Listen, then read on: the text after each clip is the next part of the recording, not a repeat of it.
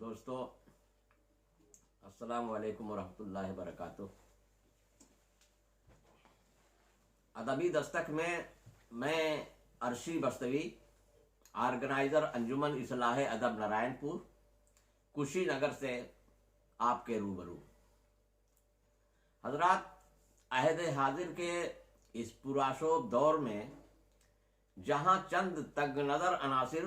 اور متعصبانہ ذہنیت والے لوگ زبان اردو کے تئیں زہرآلود باتوں سے زہر افشانی کر کے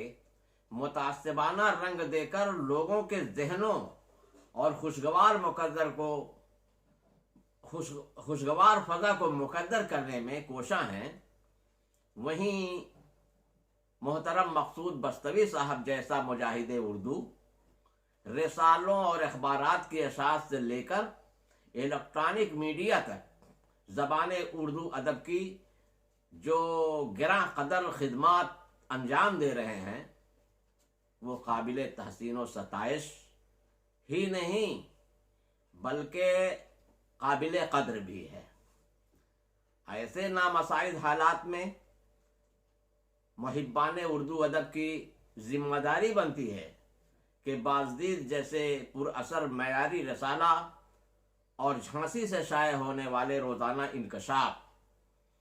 کے لیے دامے درمے قدمے سخنے بہر طور معاونت فرمائیں، نیز الیکٹرانکس میڈیا